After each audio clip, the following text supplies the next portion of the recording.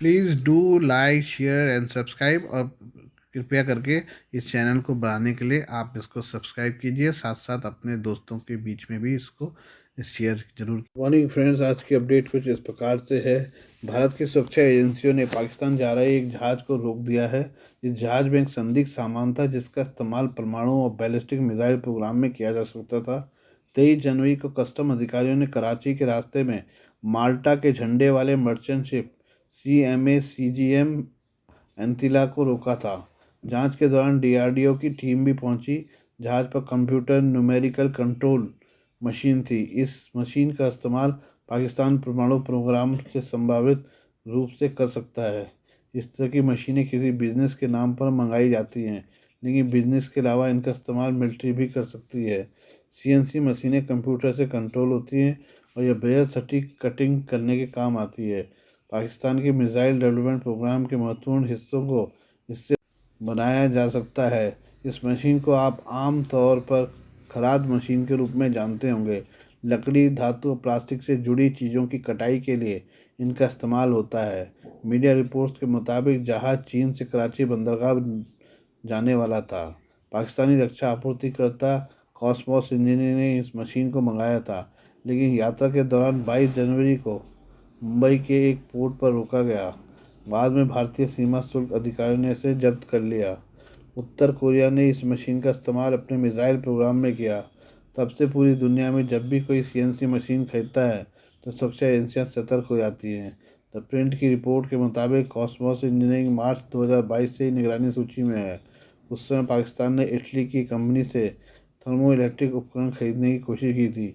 जिससे पहले फरवरी 2020 में चीन एक ऑटोक्लेव की आपूर्ति कर रहा था, जिसका इस्तेमाल बैलिस्टिक मिसाइलों की लॉन्च प्रक्रिया में किया जा सकता है। इसे भी भारत ने तब जब्त किया था। चीन की ओर से इसे इंडस्ट्रियल ड्रायर बताया गया था। मिसाइल टेक्नोलॉजी का नियंत्रित व्यापार दुनिया के लिए चिंता बनता जा रहा है। यूरोपीय संघ के देश और अन्य पश्चिमी देश इस मोर्चे पर निगरानी और सहयोग बढ़ा रहे हैं। पिछले साल एक रिपोर्ट में कहा गया था कि ईरान, पाकिस्तान, उत्तर कोरिया और सीरिया अभी भी ऐसे प्रयास कर रहे हैं। वो अपने हथियारों की सीमा और ताकत को बढ़ाने में लगे हैं। विश्लेषकों के मुताबिक पाकिस्तान, उत्तर कोरिया जैसे देशों को तुर्की और चीन मदद दे रहे हैं। जून में अमेरिका ने पाकिस्तान के ऑटोक्लेव सप्लायर होने के कारण चीन की 3 कंपनियों पर प्रतिबंध लगाए थे। आइए हम बात करें अमेरिका में, जहां एक और भारतीय की मौत हो गई है। अमेरिका में भारतीयों और भारतीय अमेरिकी लोगों पर एक और हमला हुआ है। हमले में 34 वर्षीय एक शास्त्रीय नर्तक की मिसौरी के सेंट लुइस में गोली मारकर हत्या कर दी। कुचिपुड़ी एवं भरतनाट्यम नर्तक अमरनाथ घोष को सेंट लुइस एकेडमी और सेंट्रल वेस्ट एंड इलाके की सीमा के निकट कई गोलियां मारी गई।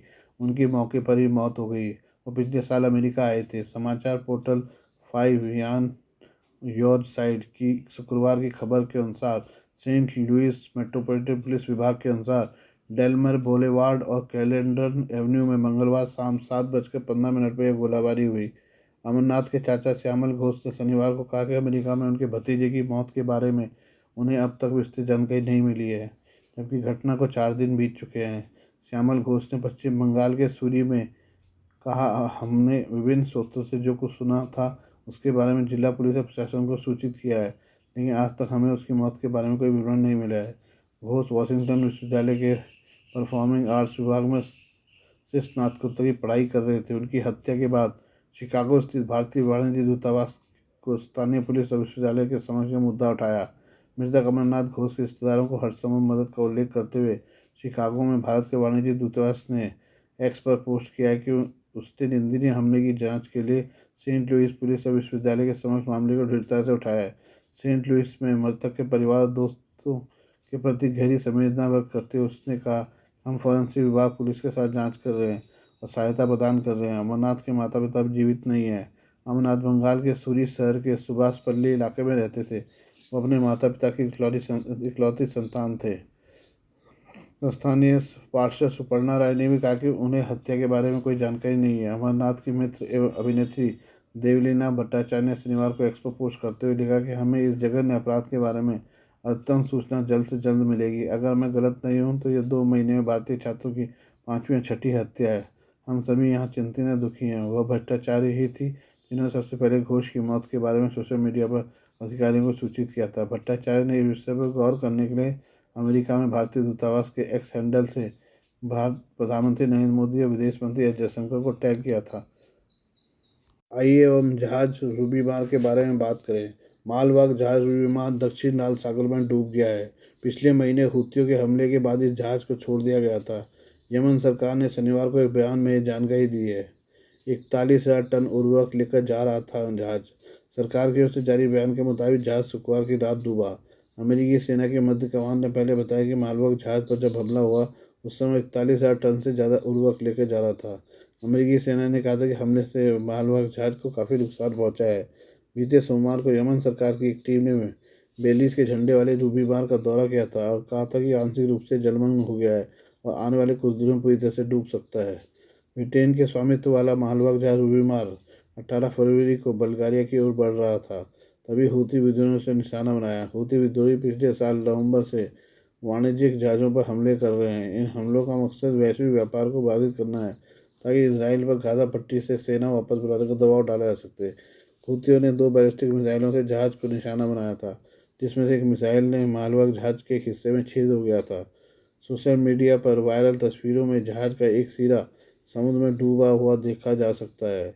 ईरान समर्थित हूती विद्रोहियों ने लाल सागर और बाब अल मंदेब में अंतर्राष्ट्रीय मालवाहक जहाज़ों पर नवंबर के मध्य से कई बार ड्रोन और मिसाइल हमले किए हैं।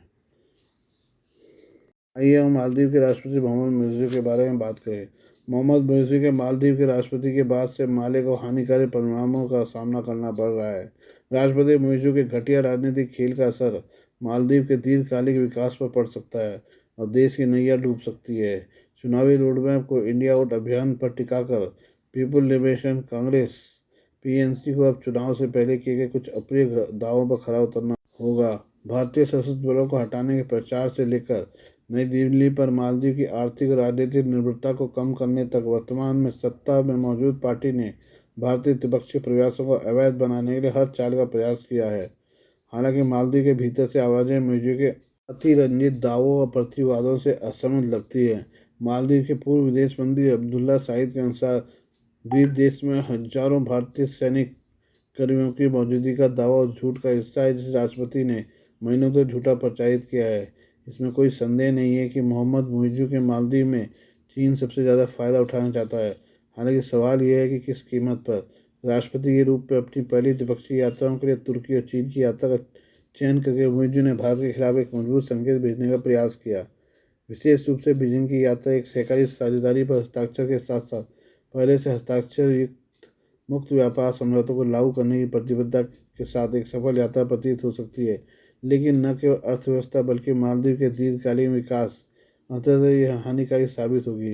यह तथ्य है कि मालदीव को अपने कुछ विदेशी ऋण का 32% विशेष देश को देना है, अपने आप में मालदीव की अर्थव्यवस्था की स्थिति को स्पष्ट करता है, जहाँ एक और पूरी दुनिया चीन से अतिरिक्त वित्त स्वीकार करने को लेकर चिंतित दिख रही है।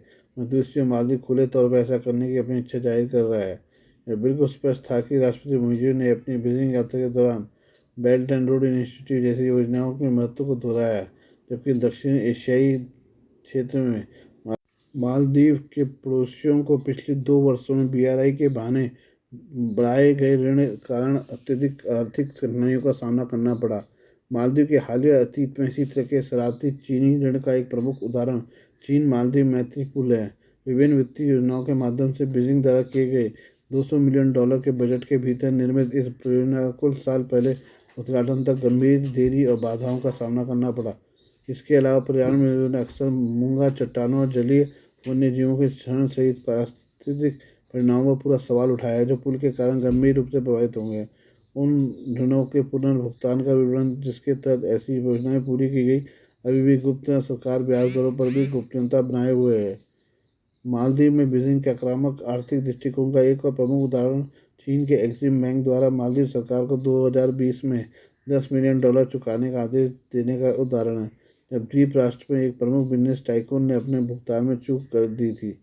प्रारंभिक $127 मिलियन संप्रभु गारंटी वाला ऋण अपने आप में ही संदिग्ध था, क्योंकि व्यावसायिक संस्थाओं के बजाय केवल राज्य अभिनेताओं को ही इतने बड़े पैमाने पर वित्त प्रदान किया गया था। ऐसे में स्पष्ट सवाल उठता है कि अगर पुनः भुगतान ही सवालों के घेरे में था तो ऐसे ऋण क्यों दिए गए? इसका उत्तर बीजिंग की नव साम्राज्यवादी रणनीतियों में निहित है। मालदीव के द्वीप राष्ट्र पर बीजिंग के आक्रामक आर्थिक दृष्टिकोण के कुछ उदाहरण हैं। हालांकि नई दिल्ली ने अपनी ओर से कई अधिक परिपक्व भूमिका निभाई है, लेकिन ऐसा लगता है कि मोदी की सरकार भारत के खिलाफ देश की आबादी का ध्रुवीकरण करना चाहती है। देश के सामने मौजूद गंभीर चुनौतियों को कम करने के लिए नीतियों और प्रथाओं पर ध्यान केंद्रित करने के बजाय सत्ता में मौजूद सरकार भारत में अपने दशकों पुराने सहयोगी के साथ अपने संबंधों को खराब करना चाहती है। आज के लिए बस इतना ही। बाकी मिलते हैं कल आपसे नई खबरों के साथ। धन्यवाद।